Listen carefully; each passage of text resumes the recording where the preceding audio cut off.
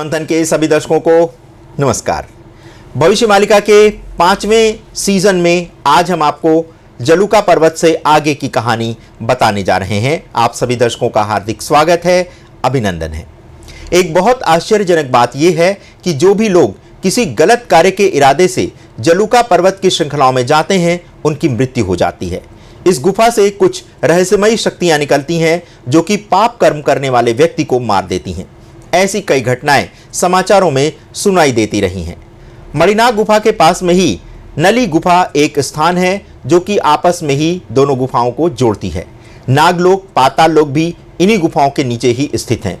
कहा यह भी जाता है कि भविष्य मालिका ग्रंथ को संसार की लोकप्रिय भाषा में नहीं लिखा गया, बल्कि ये अलग प्रकार की लिपि में लिखा गया है। ये ओडिया भाषा में भी नहीं लिखा गया है। जलुका पर्वत श्रृंखला को भगवान श्री हरि विष्णु की माया से बनाया गया। वस्तुतः ये एक तैरता हुआ नगर है। जब इस पर्वत पर आप जाएंगे तो आपके शरीर के अंदर एक विशेष प्रकार की ऊर्जा का विस्फोट होगा। कहा जाता है कि इसी जलुका पर्वत के नीचे पाताल लोक और नागलोक स्थित है। इसी नागलोक की राजकुमारी हैं जिनके मस्तक में मणि है। ये मणि ही उन्हें इच्छाधारी रूप ग्रहण करने की प्रेरणा शक्ति देती है, या फिर ये कहिए कि इच्छाधारी स्वरूप ग्रहण करने की शक्ति प्राप्त होती है। कहने को तो ये नागलोक की कन्या है, किंतु ये भगवान श्री हरि विष्णु की अनन्य भक्त हैं। त्रेता युग में जब अहिरावण और महिरावण ने जब भगवान श्री राम और लक्ष्मण का अपहरण कर उन्हें इसी स्थान पर छिपाया था, तब नागकन्या द्वारा दी गई गुप्त जानकारी के आधार पर ही भगवान श्री हनुमान श्री राम लक्ष्मण को इस गुफा से मुक्त करा पाए थे। उस नागकन्या ने हनुमान जी को बताया था कि नागलोक में एक पंचदिया जल रहा है, जिससे एक साथ बुझा देने पर अहिरावण और महिरावण दोनों का अंत हो जाएगा। श्री हनुमान जी ने ये पंचदीप तो बुझा दिया था, किंतु कहा जाता है कि ये पंचदीप अभी भी प्रज्वलित है, क्योंकि रावण अमर है और आज भी पृथ्वी पर सूक्ष्म रूप में उपस्थित है। अहि और मही राक्षस रावण के ही अंश हैं। कलयुग में जो भी घटनाएं घट रही हैं, उसमें अहिरावण और महिरावण की बहुत बड़ी भूमिका है। ये सारी जानकारी 600 वर्ष पूर्व अच्युतानंद दास ने शिव कल्प निर्घटा नामक ग्रंथ में लिखा था, और इस पूरे ग्रंथ में कल की अवतार के विषय में विस्तार से जानकारी प्रदान की गई है। किसी भी सृष्टि की जब रचना होती है तो उसमें 3 बार प्रलय आता है।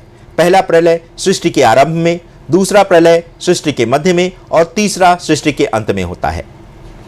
अभी पृथ्वी मध्य युग में है और कलयुग का 5022वां वर्ष चल रहा है। पृथ्वी का मध्य भाग यानी कलयुग का मध्यम भाग 2020 में समाप्त हो चुका है। अब अंत का आरंभ हो चुका है, जिसकी कालावधि 2025 से 2030 के बीच बताई जा रही है। जलुका पर्वत पर जो भी पाप करने गया है उसकी मृत्यु निश्चित है, किंतु एक महापुरुष ऐसे भी हैं जिन्होंने इस मणिनाग गुफा में तपस्या करके सिद्धि प्राप्त की थी, जिनका नाम है बाबा बैकुंठनाथ ब्रह्मचारी। इनका दूसरा नाम बटु कृष्ण ब्रह्मचारी भी है। ये बाबा स्वतंत्रता सेनानी भी रह चुके हैं। इन बाबा के गुरु ने ही उन्हें मणिनाग गुफा में जाकर तपस्या करने को कहा था। जब बाबा यहाँ पहुँचे तो गांव के लोगों ने बताया कि यहाँ रहना आपके लिए अच्छा नहीं होगा, क्योंकि यदि आप यहाँ रहेंगे तो आपकी मृत्यु हो जाएगी, क्योंकि यहाँ जो भी आया वो जीवित वापस नहीं लौटा। फिर भी बाबा डरे नहीं और उन्होंने यहीं तपस्या करके सिद्धि पाई और अपने गुरु को गुरु दक्षिणा दी। यहाँ बाबा बैकुंठनाथ दास भयभीत नहीं हुए और गुफा में गायत्री मंत्र बोलते हुए प्रवेश कर गए। गायत्री मंत्र बोलते ही बाबा के समक्ष एक स्त्री प्रकट हुई, जिसका काला रंग था, बड़ी बड़ी आंखें और काले लहराते बाल थे। स्त्री बोली कि यदि तुम यहाँ ठहरे तो प्रातःकाल तुम्हारी मृत्यु हो जाएगी। तुम यहाँ क्यों आए हो? तुम यहाँ से गांव में नीचे चले जाओ और तपस्या करो। तब बाबा ने कहा, हे माते, जब बनाने वाला भी ईश्वर है और मिटाने वाला ईश्वर है, तो फिर दोनों ही गतियों में जब ईश्वर का ही निवास है, तब भी मृत्यु से भयभीत क्यों होना? बाबा के इस कथन पर माँ मुस्कुराते हुए निकल गईं, ये कहकर कि प्रातःकाल वो उनसे भेंट करेंगी। बाबा ने इसके बाद अखंड दीप प्रज्वलित करके गायत्री मंत्र का साधना आरंभ कर दिया। रात्रि के 12 बज गए। घनघोर अंधेरा छाया हुआ था। अचानक बिजली कड़कने लगी। अजीब अजीब सी आवाजें आने लगी।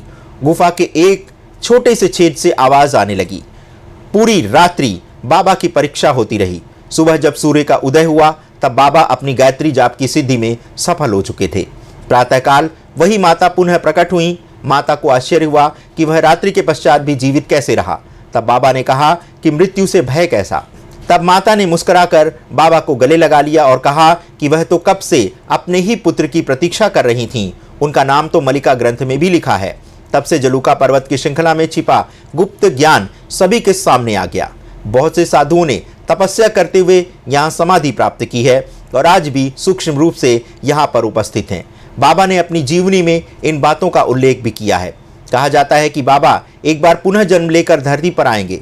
कहा ऐसा भी जा रहा है कि बाबा बैकुंठनाथ एक बार पुनः जन्म ले चुके हैं। कहा यह भी जाता है कि बाबा बैकुंठनाथ कोई मानव नहीं अपितु स्वयं मणिनाग हैं। उन्होंने मानव रूप तो मात्र इसलिए धरा था ताकि वे भविष्य में होने वाले कलयुग के अंत की जानकारी प्रदान कर सकें। तो दर्शकों, एक प्रकार से देखें तो जलूका पर्वत की इसी मणिनाथ गुफा में छिपा है भारत के आगामी भविष्य का हाल।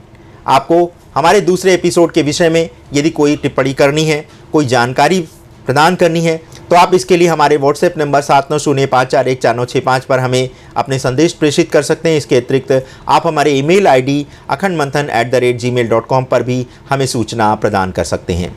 बने रहे हमारे इस विशेष वेब सीरीज़ के साथ।